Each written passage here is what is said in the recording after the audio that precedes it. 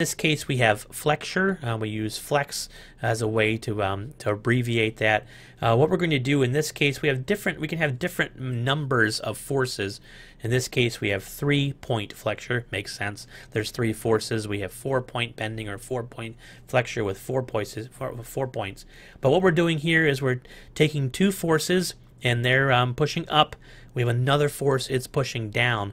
But again, instead of being right on top of each other, as in traditional compression, these guys are off axis, but typically one's in the middle while these guys are on the ends. So over here in the picture, you'll notice we're most definitely flexing this rod. Even though these guys don't appear to be moving, they're stationary, they're most definitely providing a force. So they're providing a force on the end, and then we're pushing this thing down in the middle, we're flexing it. So yeah, this is the prototypical flexure test of the new iPhone 6 that the iPhone Bend Gate had recently, where they put it in a machine like this or put it in people's back pockets and then sat on it, and it happened to flex. So here's the picture for how those forces are applied. So flexure testing, yeah, we just saw the iPhone 6, or maybe you've seen it in the news and on the web. We do flexure all the time. Typically, we're going to flex things until they break. Yeah, if you have an iPhone 6, you can go ahead and take a look at it. This happens to be a pretty famous video from YouTube of the engineers at Boeing that were flexure testing at the time the brand new Boeing 777. They literally needed to take the wings and flex them to see how long they would flex or how far they would flex until they would snap. Again, it's pretty cool to watch. I'm going to push a few buttons here. I'm going to turn on the sound on our YouTube and turn me off so that we can see this guy and see what this guy looks like. Plane would be destroyed. The engineers needed to know if the 777 wings could survive the strongest forces that turbulence or bad handling could produce. They were also interested in whether the same wing design could be used on future, heavier versions of the plane. It would be a simple question to answer, using a plane specially built for the purpose. They would just attach strong cables to the wings and pull upwards until they broke.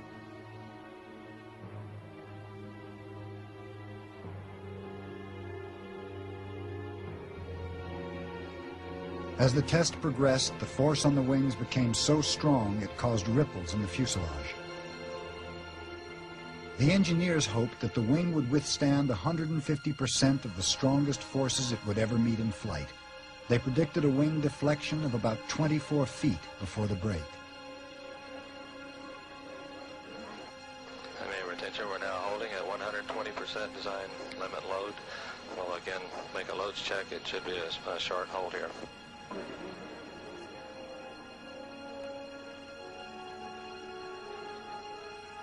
As the tension in the wing increased, the crowd of observers, including many of the people who had lived with the plane for more than 4 years, fell quiet. Condition 15 and 75 seconds, starting the ramp now. May I have your attention, we're now loading to 130% of design limit load. The ramp rate is again 75 seconds. Although he was no longer the leader of the team, Alan Mullally was also there to watch.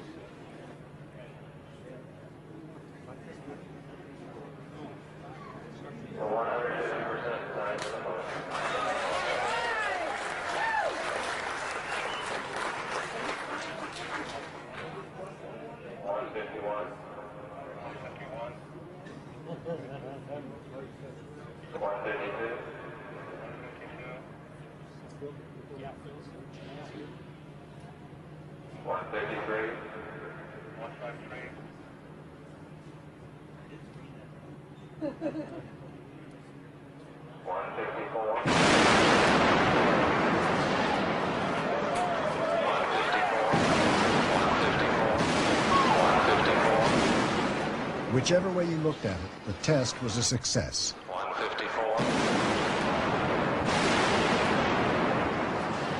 154. 154. 154.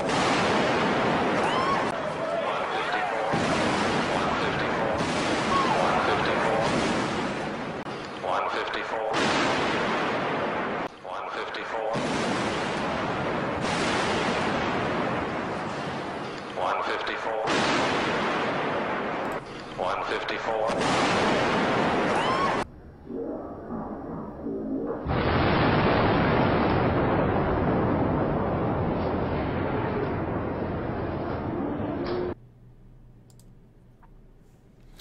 So of course they showed this over and over and over again. If you recall, what they're looking at is they were flexing this wing, and just like we saw in the previous Prezi, what they were doing is they were putting so much energy into the wing that eventually they exceeded the energy capacity at 154% design, until the darn thing exploded. So this is what would happen, thank goodness, to a Boeing 777 if in flight something so amazingly drastic ever happened that the wings flexed or bended or did bend 154%. Which is a time and a half from what the design is. So they've already know what the worst case scenario is under normal conditions and normal thunderstorms and turbulence, and then they designed it so that it could even go further, another 50%, which is what that is. So if you've ever been on a plane or you've been on a plane recently, this is what it looks like. Go ahead and push this button here. So here we are, we're flying in this plane along with this passenger. This surface right here is actually being actuated by either the pilot or the co-pilot.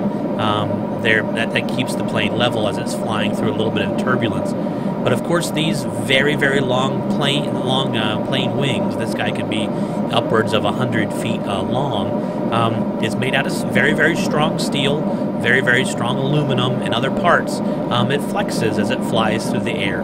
So obviously it's not flapping like a bird to keep it inside the air, but as it meets turbulence, it does move up and down, and that's what you see as you're flying along with the plane. So the engineers have to make sure that the plane can definitely handle this. We don't want the plane's wings exploding as we're going through space, obviously.